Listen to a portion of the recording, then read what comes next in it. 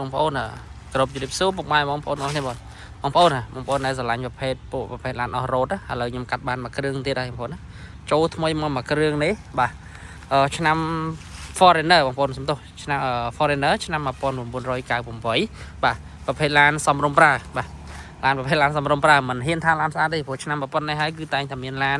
ស្ទើរនេះស្ទើរនោះស្ទើរសាច់ដៃខ្លះហើយបាទអញ្ចឹងឥឡូវបងប្អូនមកតាមអានវីដេអូខ្ញុំទាំងអស់គ្នាបងប្អូនណាបាទ Foreigner ឆ្នាំ1998បាទប្រភេទឡានដែលរៀបចំរួចរាល់ហើយមកស្អាត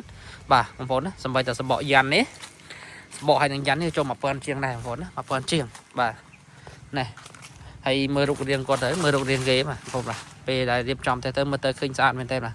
បិទតែបិទអីមកបងប្អូនបាទមានកញ្ច្រែងដាក់អីវ៉ាន់ខាងលើបាទបិទយកវីឲ្យមកជុំបាទនេះខាងក្នុងគឺសំរុំមែនទេបាទមកមើលខាងក្នុងបាទមានកាមេរ៉ាតាប់ឡូបាទមានមញ៉េ Android បាទមិនសិនតិចបាទនេះបាទអ្វីដែលសំខាន់មកគ្រឿងនេះគឺប្រើសាំងហ្គាគឺសំចៃមែនទេបងប្អូនណាបាទសាំងហ្គាបាទនេះអត់តោះដែរណាបងប្អូនបាទបែកពុកបែកខាងក្នុងឯងគឺដេមកស្អាតបងប្អូនណាបាទហើយមកគ្រឿងនេះគឺឆ្នាំ98ប្រើសាំងលេខហ្គាបាទដាក់លេខពីអាកំពង់ចាមបាទនេះហ្គាគ្រាប់បាទហ្គាមកគ្រាប់គឺសំចៃជូនបងប្អូនមែនទេយកទៅប្រើបាទបិទលេងកាមេរ៉ា VIP លេងអីឲ្យមកស្អាតដល់ហើយបងប្អូនបាទនេះបាទ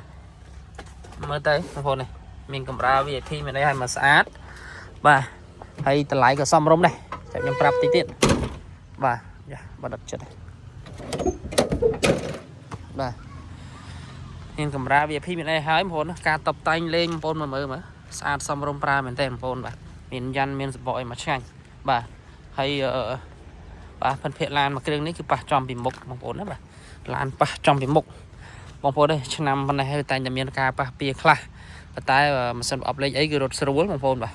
មានចង្គៀងគុជមានអីឲ្យមកស្អាតហើយអញ្ចឹងបងប្អូនដែលស្រឡាញ់ប្រភេទពុកឡានលេងរៀបចំហើយនេះអាចតាក់ទងសាកសួរព័ត៌មានបានបងប្អូនណាតម្លៃ5300បាទតម្លៃលក់គឺ5300ទីតាំងទីរំខេត្តសៀមរាបបងប្អូនណាបាទជាជួបបងប្អូនម្ដងទៀតបាទ Foreigner ឆ្នាំ1998ប្រើសាំងហ្គាបាទតម្លៃ5300បាទអរគុណ